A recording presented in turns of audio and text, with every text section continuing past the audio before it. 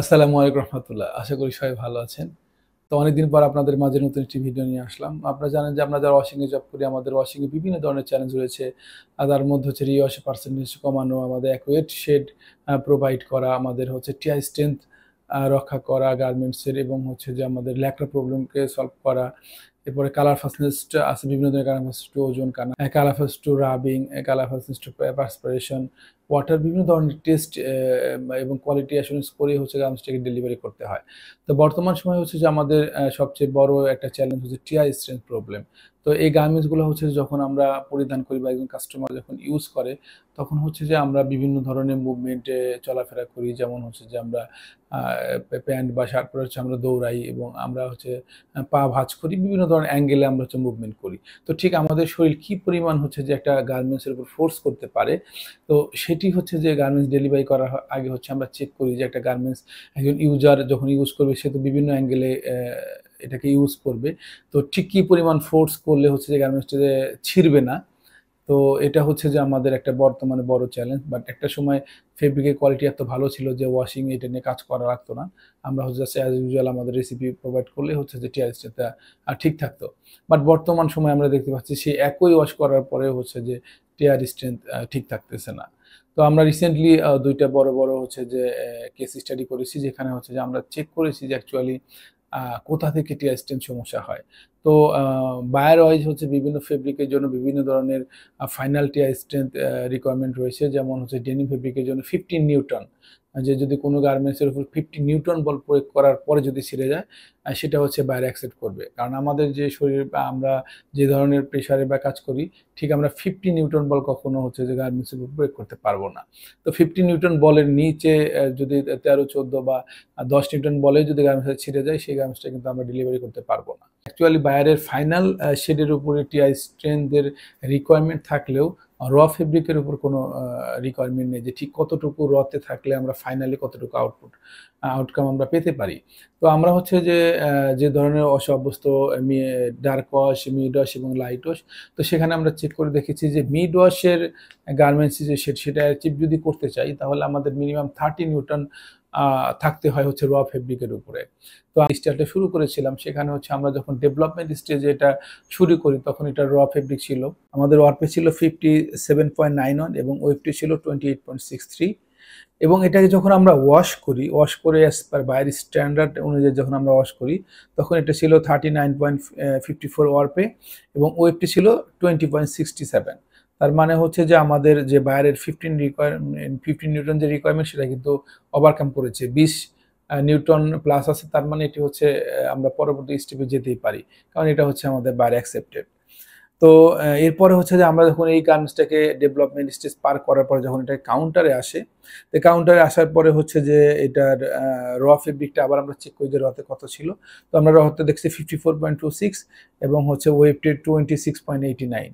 তো এটাকে যখন আমরা ওয়াশ করার পরে এটাও ফাইনালি ওয়ারপে পাই হচ্ছে 36.79 এবং ওয়েবটে পাই 18.12। তো আমাদের যেহেতু 15 নিউটন, তার মানে এই স্টেজটাও আমরা পাস করি। তো আপনাদের জ্ঞাতার্থে আমরা স্ক্রিনে একটা ছবি দেখতে পাচ্ছেন, যেখানে বাম পাশে হচ্ছে যে আপনার যে র গার্মেন্টস দেখতে পাচ্ছেন, এবং ডান পাশে হচ্ছে আপনারা ফাইনাল যে আউটপুট সেই শেডটা হচ্ছে দেখতে পাচ্ছেন। তো এই ধরনের শেডে আমাদের এইটার জন্য যে রেসিপিটা ছিল বা প্রসেস ছিল, সেটা ছিল হচ্ছে ডিসাইজিং প্রসেস ছিল, তারপর 30 মিনিট স্টোন এনজাইম ছিল, এরপর ব্লিচিং এজেন্ট ছিল, আমাদের ব্লিচিং প্রসেস ছিল, এরপরে হচ্ছে যে নিউট্রালাইজেশন, পরে পিপি স্প্রে ছিল, পিপি স্প্রে পরে পিপি নিউট্রালাইজেশন, এরপরে হচ্ছে টিন্ট ফিক্সিং করে সফেনার দিয়ে গার্মেন্টসটাকে নামতো। তো এই ধরনের ওয়াশ আসলে আমরা দীর্ঘদিন ধরে করে আসছিলাম, বাট আমরা কখনো এই ধরনের ফেব্রিকে কখনো টিয়ার সমস্যা পাইনি।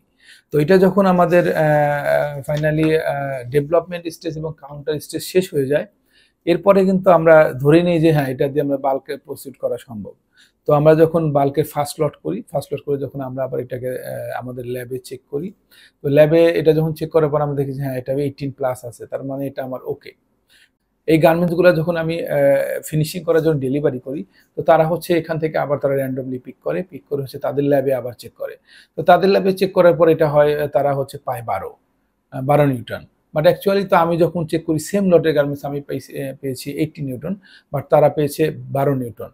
তো এইটা যখন আমাদের কাছে রেজাল্ট আসে যে রিপোর্ট ফেল, তখন আমরা একটা হচ্ছে যে এটা নিয়ে একটু কাজ শুরু করি যে কেন ফেল? আমাদের ডেভেলপমেন্ট স্টেজ, কাউন্টার স্টেজ তো ভালো ছিল। তাহলে কিভাবে এই স্টেজে ফেল হলো?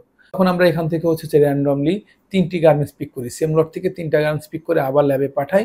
তো ল্যাবে পাঠানোর পরে হচ্ছে ৩ টা গার্মেন্টসের যখন আমরা রেজাল্টটা দেখি, তখন অ্যাকচুয়ালি আমরা জিনিসটা বুঝতে পারি বা ধরতে পারি। তো এইটার হচ্ছে যখন আমরা রেজাল্টটা আমাদের কাছে আসে, তখন আমরা দেখি যে একটা স্যাম্পলের একটা গার্মেন্টসের রেজাল্ট আসছে ওআরপি 35.40 এবং ওয়েটে 17.87, মানে এটা পাস। ১৭ প্লাস আছে, তার মানে এটা পাস। আরেকটা গার্মেন্টস সেম লটেরই, সেটা পাই হচ্ছে ওয়ারপে ২৭.৮৬ এবং ওয়েবটে পাই হচ্ছে ১১.২৭। ১১.২৭ তো ফেল। আমরা আরেকটা স্যাম্পল যখন দেখি, সেটা রেজাল্ট দেখি ৩৭.৪৮ হচ্ছে আপনার ওয়ারপে এবং ওয়েবটে রয়েছে ১২.৫৫, এটাও ফেল। তো তখন আমরা আসলে বুঝতে পারি যে একই লটে যখন আমরা ভিন্ন ভিন্ন রেজাল্ট পাচ্ছি একই প্রসেস করার পরে, তার মানে হচ্ছে যে এখানে র ফেব্রিকের কোনো একটা ঝামেলা রয়েছে, যে র ফেব্রিকে যে রোলগুলো আসে সেই রোলগুলো মেবি সবগুলো একরকম নাই। তো তখন আমরা হচ্ছে যে সেই গার্মেন্টস সেকশনকে আমরা জানাই যে আপনাদের যে রোলগুলো আসছে সেই রোলগুলো একটু রিচেক করেন। তো তখন তারা হচ্ছে যে আমাদের কথা মতো তারা ৫টা রোল র্যান্ডমলি মানে পিক করে। পিক করার পর হচ্ছে সেখান থেকে কেটে তারা আবার ল্যাবে টেস্ট করে। তো ল্যাবে টেস্ট করার পরে অ্যাকচুয়ালি আপনারা স্ক্রিনে দেখতে পাচ্ছেন যে আমরা একটা রোল পাই হচ্ছে ওয়ারপে 35.15, ওয়েবটা হচ্ছে 28.22। এটা অ্যাকসেপ্টেবল। এই ধরনের মিডসে ২৮ নিউটন যখন ওইটা থাকবে, সেটা অ্যাকচুয়ালি এটা পসিবল আমরা দেখেছি। এবং যে ডেভেলপমেন্ট এবং হচ্ছে আমাদের কাউন্টার স্টেজে যে ফেব্রিকটা ছিল, সেটা কিন্তু আমাদের ২৮ ২৬ এর মতোই ছিল। তো আমরা আরেকটা রোল যখন চেক করি, সেটাতে আমরা পাই হচ্ছে যে অর্পে কখনো আমরা সমস্যা পাই না। অর্প ভালো থাকে, বাট মেইনলি প্রবলেম হয় ওয়েবটের যে ইয়ানগুলো আছে সেখানে প্রবলেমগুলো হয়। তো আরেকটা রোল যখন চেক করি তখন দেখি 22। এরপর আরেকটা রোল আমরা চেক করি, সেখানে ওয়েবটে ২০ পাই। আরেকটা রোলে পাই ২৪, আরেকটা রোলে পাই ২০। বাট এখন যখন ৫টা রোলে আমরা ৫ ধরনের রেজাল্ট পাই, তখন আমরা বুঝতে পারি যে এখানে রোল টু রোল ঝামেলা আছে। তো তখন এই জিনিসটাকে আমরা কনসার্ন পারসনকে জানাই যে এই ধরনের যেটা আমার 28 আছে সেটা দিয়ে এই ধরনের ওয়াশ পসিবল, বাট যেটা হচ্ছে ২০ আছে সেটা আসলে এই ধরনের ওয়াশে পসিবল না। কারণ আপনি যখন ২০ নিউটন র গার্মেন্টস নিয়ে যখন রিসাইজ 30 মিনিট স্টোন এনজাইম করবেন, তখন আসলে এর উপর যে প্রেশার পড়বে সেটা আলটিমেটলি 10 নিউটন হয়ে যাবে। বাট আপনার রিকোয়ারমেন্ট তো 15 নিউটন। তো আপনি কোনোভাবে হচ্ছে ২০ নিউটনের র ফেব্রিক দিয়ে আপনি 15 রিকোয়ারমেন্ট অ্যাচিভ করতে পারবেন না।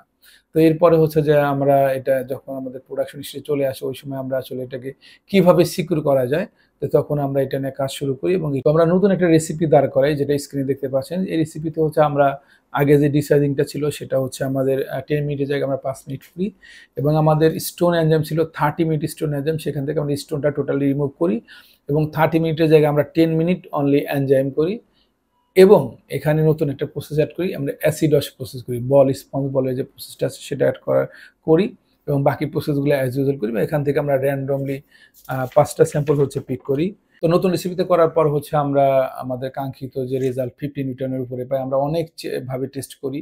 তো করার পরে দেখছি যে হ্যাঁ, আমাদের এই রেসিপিতে আমাদের এই গার্মেন্টসটাকে সাস্টেইন করা যায়। এটি আর 50 নিউটনকে আমরা হচ্ছে সাস্টেইন করতে পেরেছি এবং এটাকে আমরা 5 টাইম ওয়াশের পরে হচ্ছে চেক করে দেখেছি যে হ্যাঁ, এটা ওয়াশের পরে 5 নিউটন 15 নিউটন হচ্ছে অ্যাচিভ করে।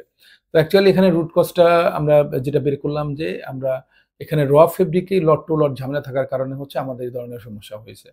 তো আমরা যদি এটা আমরা র্যান্ডমলি ওই সময় এটা যদি ধরতে না পারতাম, অ্যাকচুয়ালি আমরা আসলে এটা নিয়ে অনেক অ্যানালাইসিস করেছি। এটার আমরা এনজাইম বাদ দিয়ে করে দেখেছি যে এনজাইম কোনো সমস্যা হচ্ছে না, এর কারণে টিয়ার ডাউন হচ্ছে কিনা। এরপর হচ্ছে আমরা স্টোনটাকে বাদ দিয়ে দেখেছি। তারপরে দেখছি যে না, আপনার হচ্ছে যে একবার পাস আসতেছে, একবার ফেল আসতেছে। মানে আমাদের যখন ভালো ফেব্রিকের গার্মেন্টসগুলো আমরা পিক করতেছি, আমরা অ্যাকচুয়ালি র দিয়ে বা গার্মেন্টস ওয়াশের পরে তো খালি চোখে বোঝা যাচ্ছে না যে সেটা পাস আছে না ফেল আছে। তো আমরা যখন আমরা যখন র্যান্ডম পিক করতেছি, তখন হচ্ছে যে এখানে আমাদের কিছু ভালো আসতেছে, তখন রেজাল্ট ভালো দেখাচ্ছে। আবার যখন খারাপ আমার হাতে পড়তেছে, তখন রেজাল্টটা খারাপ আসতেছে। তো এটা অনেক এনালাইসিস এর পরে আমরা বুঝতে পারছি যে হ্যাঁ, এটা রতে এরকম ঝামেলা ছিল এবং এই র থেকে হচ্ছে এটা পর আমরা সাপ্লায়ারকে জানাই। সাপ্লায়ার এটা এসে তারা সরাসরি আমাদের ফ্যাক্টরিতে আসে এবং তারা র্যান্ডমলি টান দিয়ে তারা দেখে যে হ্যাঁ, 20 নিউটন আমরা পাই। বাট অ্যাকচুয়ালি তাদের ডিক্লারেশন ছিল এই ফেব্রিকের জন্য 26 মিনিমাম। 26 মিনিমাম 26 এর উপরে থাকার কথা। বাট সেখানে আমরা 20 নিউটন পেয়েছি। এবার যেখানে ডেভেলপমেন্ট এবং কাউন্টার স্টেজ ছিল 26 প্লাস।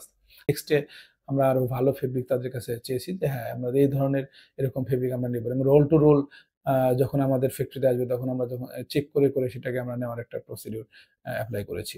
তো এই হলো আমার একটা হচ্ছে কেস স্টাডি ছিল এবং আরেকটা কেস স্টাডি হচ্ছে মজার কেস স্টাডি। সেটা হচ্ছে যে আমরা যখন আরেকটা স্টাইলের জন্য যখন আমরা র ফেব্রিক পাই, সেই র ফেব্রিকের আমাদের হচ্ছে যে র টিয়ার থাকে হচ্ছে অনেক হাই। র টিয়ার হচ্ছে 57 ওয়ারপে এবং ওয়েবটা হচ্ছে 42 এর মতো হচ্ছে থাকে। ওয়েবটা 42 এবং এটা যখন আমাদের যে ওয়াশ টার্গেট আছে as per buyer wash target, সেটা দিয়ে যখন আমরা ওয়াশ করি, সেই ডেভেলপমেন্ট স্টেজে আমরা দেখি যে হ্যাঁ 90 নিউটন থাকে, মানে 19 নিউটন থাকে, যেটা হচ্ছে অ্যাকসেপ্টেবল, যেখানে বায়ার 50 নিউটন অ্যাকসেপ্ট করে।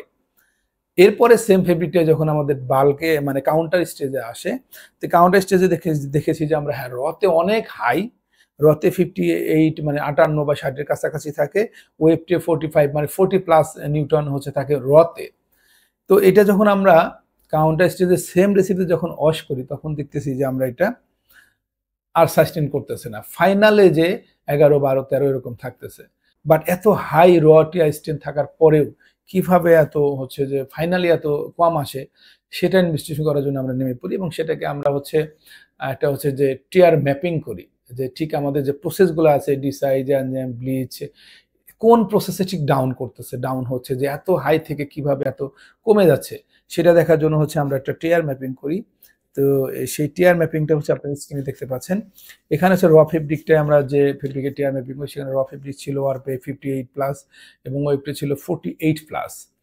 তো এটাকে যখন আমরা 10 মিনিট ডিসাইজ করার পরে এক পিস নামিয়ে রাখি এবং সেটা যখন ল্যাবে চেক করি, দেখি যে সেটা ওয়ারপে 58 থেকে ডাউন হয়ে 45-এ চলে আসছে এবং ওয়েবটে 48 থেকে ডাউন হয়ে 38-এ চলে আসছে, মানে অলরেডি ডিফারেন্স 14 নিউটন অলরেডি শুধু ডিসাইজে মাইনাস হয়ে গেছে। তো এরপরে যখন এটাকে আমরা হচ্ছে যে স্টোনে এনজাইম করি 20 মিনিট, তো 20 মিনিট স্টোনে এনজাইম করার পর আবার এক পিসে নামিয়ে রাখি এবং সেটাকে শুকিয়ে আমরা ল্যাবে পাঠাই।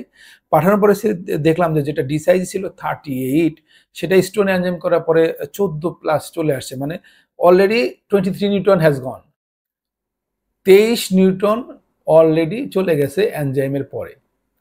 এরপরে হচ্ছে সেটাকে আমরা যখন ব্লিচ করি, সেটা 14 থেকে 13-তে আসে, এরপরে ফাইনাল পর্যন্ত যে 13-র পরে আর আসলে কমে নাই। এখানে আমরা বুঝতে পারি অ্যাকচুয়ালি এই ফেব্রিকটা টিয়ারই ছিল 13 বা 14-র আশেপাশে। তো এই যে তাদের রতে এত বেশি, বাট অ্যাকচুয়ালি যখন ডিসাইন ডাউন হচ্ছে, আমাদের ধারণা ছিল তারা কোনো ধরনের টিআই স্ট্রেংথ ইম্প্রুভার ইউজ করেছে, যেটা অ্যাকচুয়ালি পানিতে মানে যখন গার্মেন্টসটাকে আমরা ওয়াশ করা শুরু করতেছি তখনই সেটা সরে যাচ্ছে পানির, এবং ফলে তার আসল যে চেহারা, তার টিয়ারের যে সমস্যা, সেটা দেখা দিচ্ছে। এইটা অ্যানালাইসিস করার আগে আমরা হচ্ছে যে দেখেছি যে আমার এনজাইমে কোনো সমস্যা আছে না, অনেক সময় এনজাইমের কারণে টিয়ার ফল করে, আমাদের স্টোনের কারণে, অনেক সময় প্রেশারের কারণে হচ্ছে যে টিয়ার ফল করে। এগুলো আমরা স্টোন বাদ দিয়ে আমরা ওয়াশ করে দেখেছি, আমরা এনজাইম বাদ দিয়ে ওয়াশ করে দেখেছি, আমরা শুধু পানিতে ঘুরিয়ে দেখার পরে দেখছি যে র র এবং শুধু পানিতে ঘুরানোর পরে হচ্ছে যে 20-30 নাই হয়ে গেছে। তো এটার সাথে সাথে আমরা হচ্ছে যে ফেব্রিক সাপ্লাইকে জানাই এবং এই ফেব্রিক দিয়ে আমরা পরে আর আগাই নেই। কাউন্টার স্টেজে যেহেতু সমস্যাটা পেয়েছি, পরে এই ফেব্রিক দিয়ে আমরা পরবর্তীতে আর কোনো স্টেজে আগাই নেই। তাদেরকে এটাকে আমরা তাদেরকে প্রুফ করে দিয়েছি যে হ্যাঁ আপনার ফেব্রিকের সমস্যা, যেটা হচ্ছে যে রতে এত হাই থাকার পরে ডিসাইনের পরে সেটা আর টিকে না। তো এই হচ্ছে যে ২ টা একদম প্র্যাকটিক্যাল এক্সপেরিয়েন্স, এবং এছাড়া অনেক কারণেই টিয়ারের সমস্যা হয়। যেমন আমাদের স্টোনের কারণে হয়, আমাদের ওভারডোজিং এর কারণে হয়, এনজাইমের ওভারডোজেজ হয়, ক্লোরিন ব্লিচিং এর ওভারডোজেজ বা ওভার টাইমিং এর কারণে হচ্ছে যে টিয়ারে সমস্যা হয়। তো সামনে হয়তো এসব নিয়ে আরো ভিডিও আপনাদের সাথে শেয়ার করব। প্র্যাকটিক্যাল এক্সপেরিয়েন্স গুলা, যাতে ভবিষ্যতে আমাদের এই সেক্টরটাকে আরো আমরা সিকিউর করতে পারি, আমরা ভালো মানের পোশাক হচ্ছে বাইরে দিতে পারি। যে একটা যদি গার্মেন্টস বাইরে যদি কমপ্লেইন আসে, তাহলে দেশেরও দুর্নাম হয়, ওই কোম্পানির জন্য খারাপ হয়। অ্যাকচুয়ালি টিআইএসসি এমন একটা সমস্যা যেটা খালি চোখে দেখা যায় না। আমরা শেডগুলা খালি চোখে নটকে বলতে পারবেন, বাট এটা চেক করতে হয়। আবার অনেক সময় হচ্ছে যে একজন কাস্টমার একটা শখ করে একটা গার্মেন্টস কেনার পরে সে যখন এটা ইউজ করে বাইরে যাবে বা রাস্তাঘাটে, তখন একটা প্রেশারে যদি ছিঁড়ে যায়, সেটা তার জন্য মান-সম্মানের ব্যাপার এবং তার ওই ব্র্যান্ডের জন্য রেপুটেশনের একটা ব্যাপার। তো আমরা এই বিষয়গুলা মাথায় রেখে হচ্ছে যে কাজ করার চেষ্টা করছি। এবং এখান থেকে হচ্ছে যে আপনার অনেকেই সাজেশন দিতে পারেন যে হ্যাঁ, টিয়ার স্ট্রেংথ ইমপ্রুভার ইউজ করেন। তো সেখানে আমি বলতে চাই, আমি টাকা দিয়ে ফেব্রিক কিনে কেন টিয়ার স্ট্রেংথ ইমপ্রুভার ইউজ করব? এটা একটা কথা। যে আমি তো টাকা দিয়ে ফেব্রিক কিনতেছি, আমাকে যদি ভালো ফেব্রিক দেয় তাহলে সেটা তো আমার লাগতেছে না। এই একটা ইস্যু। আরেকটা হচ্ছে যে টিয়ার স্ট্রেংথ ইমপ্রুভার আমি যদি ইউজ করি, ইমপ্রুভ হবে, বাট কত হবে? আপনার ফেব্রিকে যদি লাগে হচ্ছে 20, আপনার ফেব্রিকে যদি থাকে 10, তাহলে কি আপনি টিয়ার স্ট্রেংথ ইমপ্রুভার করে 10 বাড়াতে পারবেন? তা কিন্তু পারবেন না। আপনি 5 বা 4-5 বাড়াতে পারবেন, বাট আপনি 10 10 প্লাস কিন্তু এই টিআই স্ট্রেংথ ইমপ্রুভার দিয়ে বাড়াতে পারবেন না। সবচেয়ে বড় কথা আপনি বাড়ালেনও, আপনার গার্মেন্টসের রিপোর্টও ভালো আসলো, বাট একজন কাস্টমার নিয়ে তো এটাকে আবার ওয়াশ করবে। তো ওয়াশের পরে কিন্তু টিআই স্ট্রেংথ যে আপনি যেটা ইউজ করেছেন আপনার ফ্যাক্টরিতে সেটা কিন্তু ফাইনালি থাকবে না। তো সেই ক্ষেত্রেও কিন্তু একটা চ্যালেঞ্জ হয়ে দাঁড়ায় যে আপনি এখন রিপোর্ট পাস করে গার্মেন্টসটা ডেলিভারি করলেন, বাট যখন সে একজন ইউজার একবার ইউজ করে যখন সে ওয়াশ করবে, হোম লন্ড্রি করবে, এরপরে যখন পড়বে তখন কিন্তু টিআই স্ট্রেংথ থেকে চলে যাবে। তো ওভারঅল হচ্ছে এই সেক্টরটা, বাংলাদেশের যে গার্মেন্টস টেক্সটাইল সেক্টর, সবাই মিলেমিশে যদি আমরা একটা কাজ করি, তো আশা করি হচ্ছে যে ভালো একটা রেজাল্ট আসবে। ফেব্রিক সাপ্লায়ার, কেমিক্যাল যারা সাপ্লাই করেন এবং যারা ওয়াশিং এর যারা টেকনিক্যাল হেড আছেন, তারা এটা নিয়ে হচ্ছে যে কাজ করতেছেন। আমরা কিন্তু আমি আবার ১ম এ ভিডিওর শুরুতেই বলেছি যে আমরা এই সমস্যাগুলো কিন্তু আগে পাইনি। আগে আমরা 70 মিনিট এনজাইম করতাম। তারপরেও কিন্তু ফেব্রিক ছিঁড়ত না। বাট এখন ২০ মিনিট ১০ মিনিট এনজাইম করলেও ছিঁড়ে যায়। এবং আমরা কেমিক্যাল চেঞ্জ করে দেখি যে অ্যাকচুয়ালি ফেব্রিকে এই ধরনের সমস্যা আমরা পাচ্ছি। যদি আমার কথার মধ্যে কোনো ভুল থাকে বা আপনাদের কাছে মনে হয় এটা ঠিক নাই, তাহলে আপনারা কমেন্টসে আমাকে সেটা ঠিক করে দিবেন এবং আমি আপনাদেরকে শিখাচ্ছি না, আমি শেয়ার করতেছি। এবং আপনারা চাইলেও আপনাদের থেকে কোনো কিছু শেয়ার করতে চাইলে আমার কমেন্ট বক্সে কমেন্টস করতে পারেন এবং ভিডিওটাকে শেয়ার দিয়ে সবার মাঝে ছড়িয়ে দিতে পারেন। এবং টিআই স্ট্রেংথ নিয়ে আরো কিছু ভিডিও আমার করার প্ল্যান আছে। যেমন এটা হচ্ছে যে কোন ধরনের মেশিনে টেস্ট করতে হয় এবং কিভাবে বডি কাটতে হয়, ওয়ারপে কতটুকু, ওয়েবটে কতটুকু। আমাদের ২ টা মেশিন রয়েছে ২ টা মেথডের। তো আমি নেক্সটে হচ্ছে ২ টা আলাদা মেশিনে আপনাদেরকে হচ্ছে ২ টা ভিডিওর সাহায্যে দেখাবো কিভাবে টিআই স্ট্রেংথ চেক করা হয়। তো আজ এ পর্যন্তই। সবাই ভালো থাকবেন। সবাইকে ঈদুল আজহার অগ্রিম শুভেচ্ছা। ঈদ মোবারক। আল্লাহ হাফেজ।